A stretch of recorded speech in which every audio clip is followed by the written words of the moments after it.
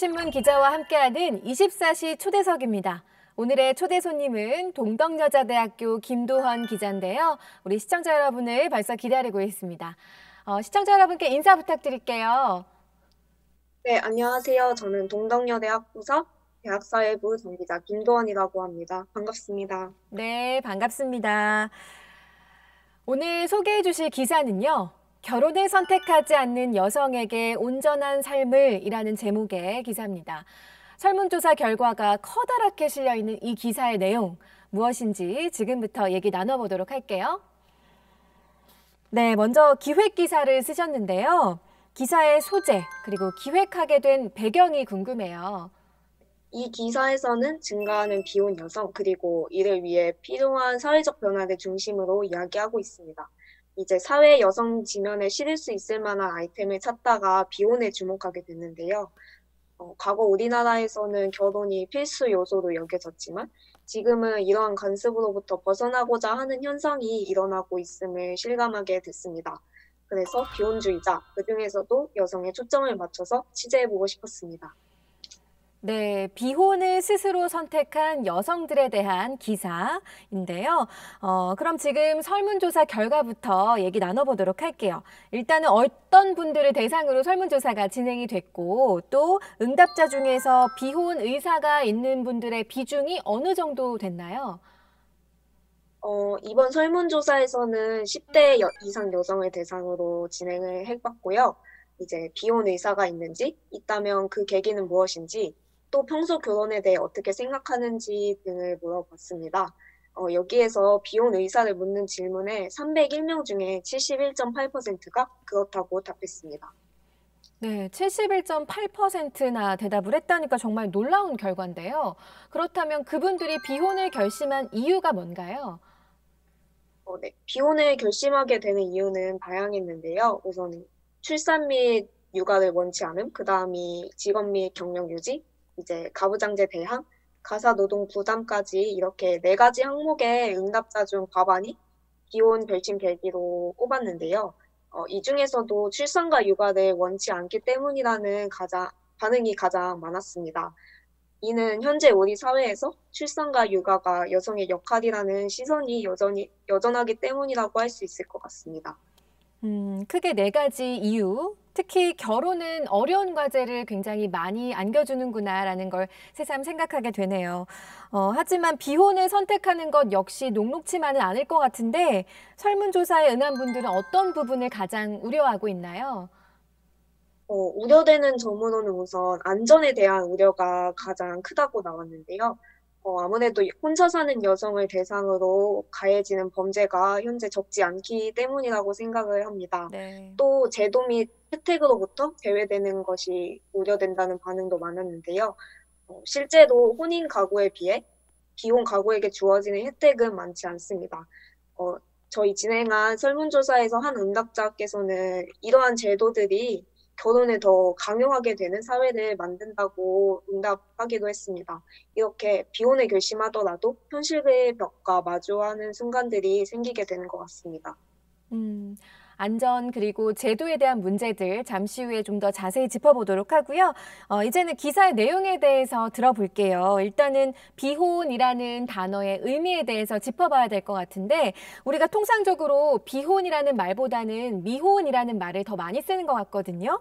그 차이점에 대해서 짚어주세요.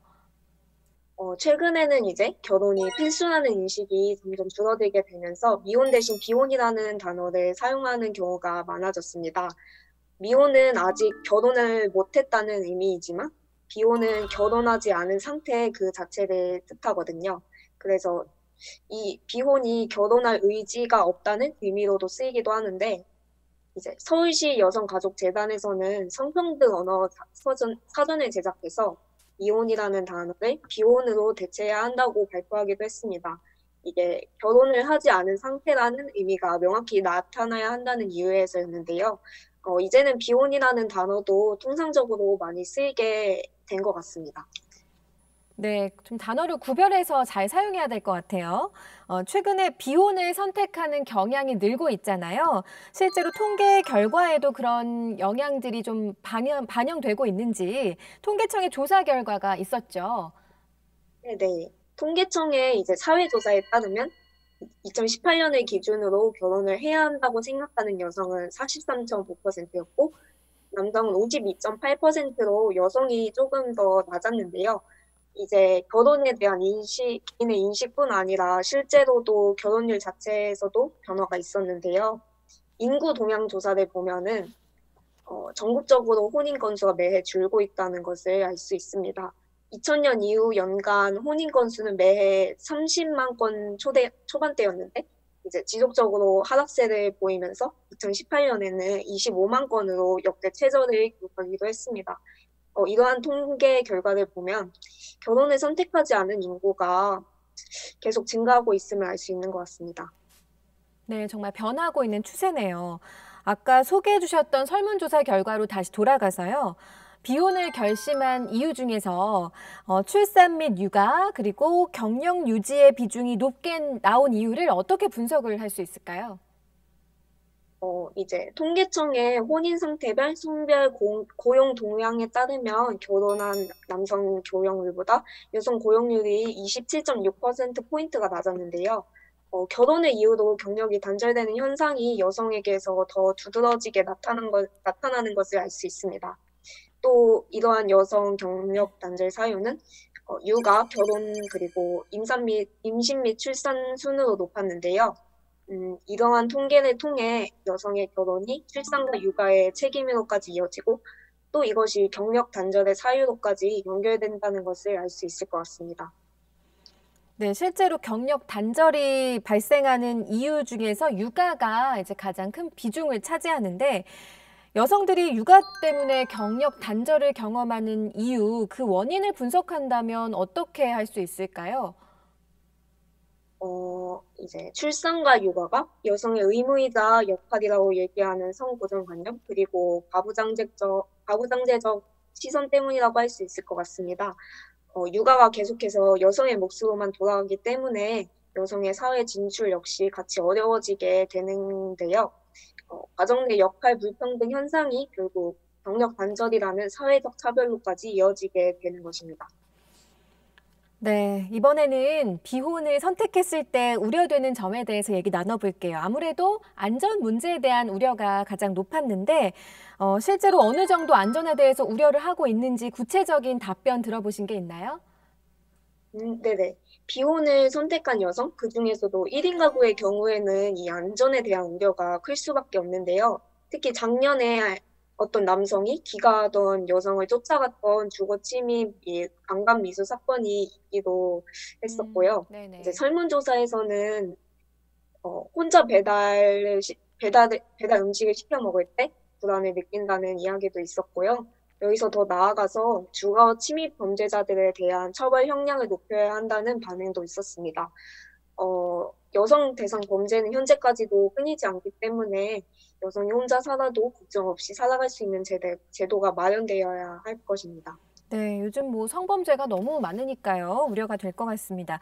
두 번째로 꼽힌 이유가 제도 및 혜택으로부터의 제외였어요.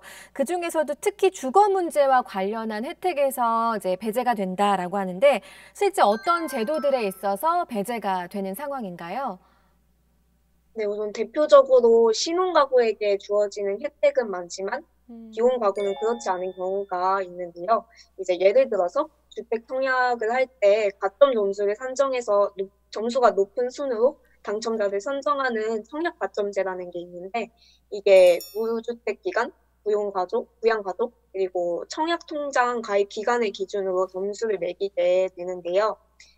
여기서 부양가족 수가 많고 가입 기간이 길수록 가점이 높아지기 때문에 혼자 사는 인구 중에서 특히 청년층한테는 불리할 수밖에 없는 제도입니다. 또 이제 디딤돌 대출이라는 그런 대출에는 비혼 가구와 혼인 가구의 대출 기준이 다른데요. 비혼 가구의 경우에는 대출 가능한 주택의 면적과 대출 가능 최대 금액이 혼인 가구보다 더 적어가서 그런 차별이 있다고 볼 수 있습니다. 네. 이제 또 하나 큰 장애물이 바로 사회적 인식이에요. 젊었을 때는 이제 비혼을 결심했다가도 나이가 들면서 나중에 결혼을 하는 경우도 있는데요. 그래서 비혼주의자들의 연대가 생겼다고요? 네네. 실제로 비혼 여성 공동체가 많이 생기고 또 비혼 모임의 장이 열리기도 했습니다. 비혼 여성 간의 이러한 연대가 중요한 이유는 개개인이 모여서 하나의 목소리를 내게 될 경우 사회적으로도 큰 반향을 가져올 수 있기 때문인데요. 이제 취재할 때 어떤 비혼 여성분과 인터뷰를 하게 됐는데, 그분의 경우에도 비혼 여성은 개인의 형태였기에 집단적인 힘을 가지기 어려웠다고 말씀해 주셨거든요. 그 외에도 이제 비혼 여성들끼리 한 집에 살면서 새로운 가족 형태를 만드는 일도 있기 때문에 이처럼 다양한 연대 방식이 계속 생겨나고 있는 것 같습니다. 네, 혼삼 비결이라는 유튜브 채널도 있더라고요. 어떤 채널인가요? 네, 혼살 비교는 비혼주의자 그리고 페미니스트 크리에이터들이 만드는 유튜브 채널인데요.